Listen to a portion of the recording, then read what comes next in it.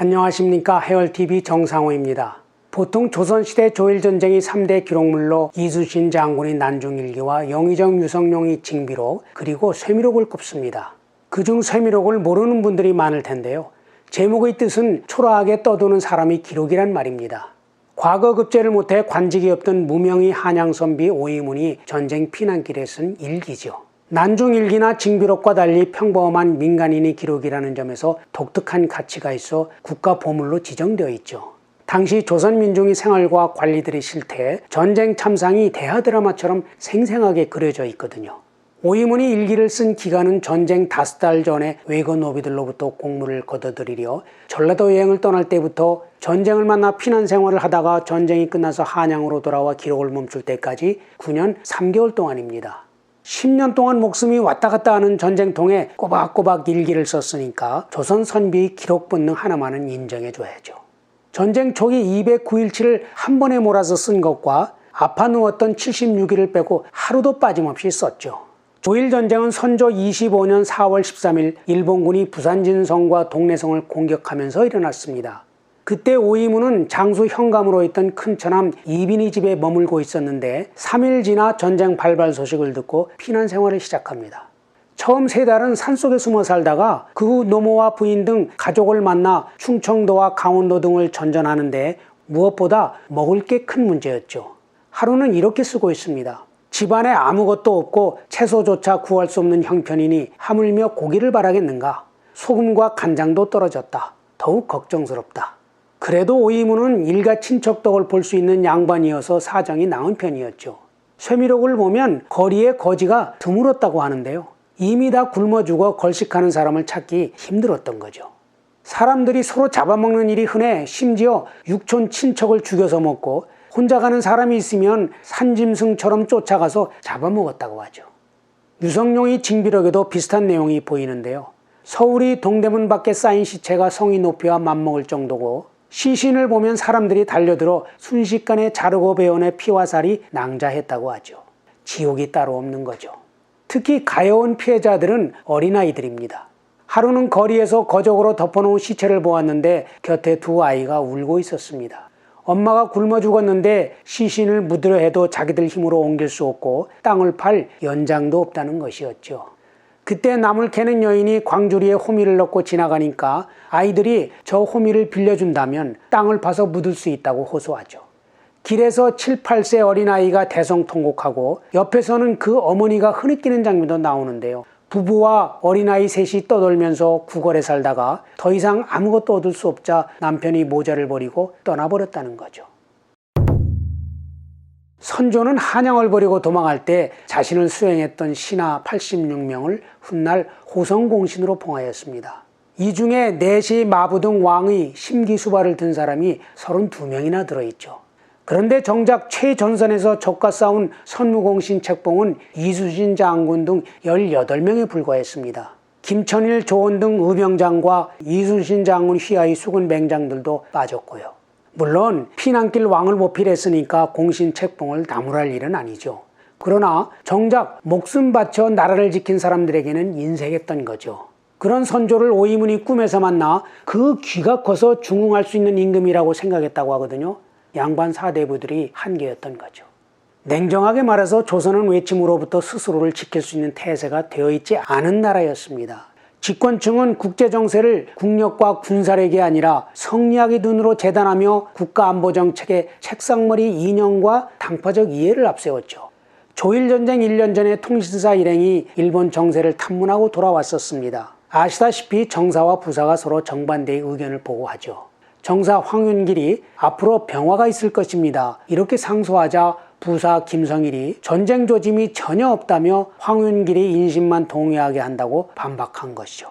도요토미 히데요시에 대한 평가도 180도 달랐죠. 황윤길은 히데요시가 눈이 반짝반짝하고 담력이 남달라 보였다고 봤지만 김성일은 눈이 쥐 같고 얼굴이 원숭이 같다며 깎아내렸죠.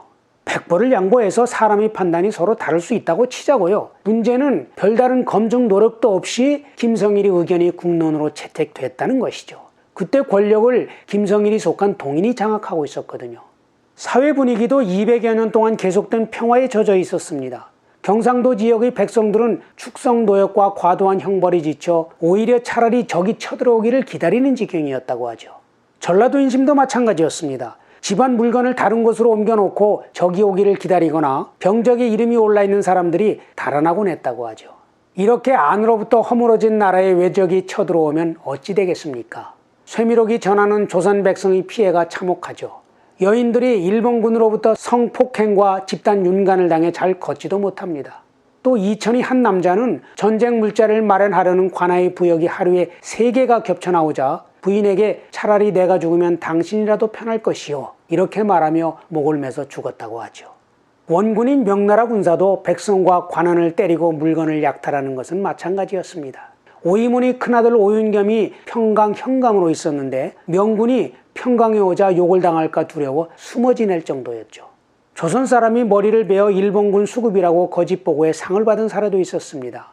무주에서 어떤 의병이 밤에 일본군을 활로 쏴 그 수급을 베어 관에 바쳤는데 알고 보니 목화를 따다가 적에게 살해된 백성의 머리였던 거죠.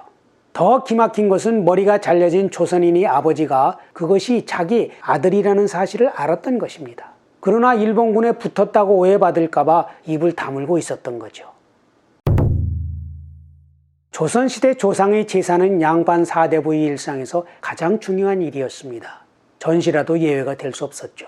경국대전에 제사 범위가 규정되어 있는데요. 문무관료는 6품 이상은 3대, 7품 이하는 2대까지 모셔야 했고 평민은 부모만 모시면 되었습니다. 그러나 16세기 이후 주자가례가 강화되면서 4대 고조 할아버지 할머니 제사까지 모시는 것이 관례화되었죠. 오이문도 이를 철저히 실천합니다. 피난길에서 아버지, 조부모, 증조부모, 고조부, 외할머니를 비롯해 숙부, 장인, 장모, 막내딸 등의 기제와 시제, 묘제 등이 끝없이 이어지죠. 여기에 자신과 어머니 생일, 그리고 설, 한식, 단오, 칠석, 한가위 등 명절에 빠짐없이 상을 차려 제사를 지내니까 쇠미록에 1년 내내 며칠 건너 제사 이야기가 등장합니다. 그 시간과 정성을 현재와 미래 후손의 문제에 조금만 더 할애했더라면 조선의 운명도 다른 모습을 띠지 않았을까, 이런 아쉬움이 드는 거죠. 끝으로 오이문은 피난 생활 동안 평민과 달리 2가지 혜택을 누렸습니다. 우선 승정원이 발행하는 조보를 접할 수 있었습니다. 조보는 왕의 명령과 조정의 인사정보, 전쟁 상황 등 전반적인 국정 상황이 담겨있는 지금의 관보죠. 원칙적으로 전현직 고위관리만 볼 수 있었지만 오이문처럼 일부 사대부들도 비공식적으로 필사본을 볼 수 있었던 모양입니다. 처남인 장수영감 이빈이나 다른 지역 현감을 통해 조보를 받아본 것 같은데요. 이를 통해 오이문은 선조가 한양을 비운 것이나 이순신 장군과 곽재우, 조은 등 의병들의 활약 등 전쟁 상황을 자세히 파악하고 있었죠. 2번째는 10여 명이 넘는 오이문 식솔이 생계 해결입니다. 기본적으로는 노비들이 짓는 농사와 양잠, 양계, 양봉 등 부업으로 생계를 꾸렸습니다. 그래서 노비가 도망하거나 게으름을 피워 괘씸하다거나 얄밉다는 기록이 심심치 않게 등장하죠. 그러나 실제 생계는 친지 등 개인적 네트워크를 통한 선물이나 물물 교환으로 받는 물품에 크게 의존하였습니다. 예를 들어 오이문은 충청도 임천과 강원도 평강에서 2년 동안 피난 생활을 하면서 총 560회의 선물을 받았습니다. 그중 곡물로 임천에 있을 때 61섬 9말 3대, 평강에서 64섬 4말 5흡을 받았는데 1598년 한 해 오이문가의 경작 소출량이 64섬 2말 5대였거든요. 선물로 받은 양이 수확량만큼 많았던 거죠. 오히려 질은 더 좋았습니다. 경작은 잡곡이 주지만 선물은 쌀이 주거든요. 또 선물은 곡물 말고도 무명, 배 등 면포와 고기, 채소, 과일 등 일상용품이 망라되어 있습니다. 선물이 양반 오이문이 주 수입원이었던 거죠. 특히 평강에서 살 때 받은 선물 횟수가 임천에서보다 3배나 되는 것이 눈에 띄죠. 임천은 오이문이 별다른 연고가 없어 말이 선물이지 사실상 적선을 구걸하는 실정이었거든요. 지방관에게 선물을 요청할 때 냉대와 멸시를 받기도 하고요. 그러나 평강에 있을 때는 큰아들 오윤겸이 훗날 인조 때 영의정까지 오릅니다만 평강 현감이었거든요. 받은 선물 말고도 관아에서 필요한 물품을 가져다 쓰거나 다른 사람에게 선물을 해야 할 때는 아들이 대신 보내는 방식으로 안정된 생활을 했던 거죠. 이런 경제 생활 방식을 시장 경제에 대응하여 선물 경제라고 부르는데요. 조선시대 양반 관료의 선물 수수 행위는 공공연하게 행해졌던 전근대적 경제체제였습니다. 그러나 공사구분의 관점에서 보면 뇌물이나 공금 횡령 같은 부정부패로 연결될 수 있는 거죠.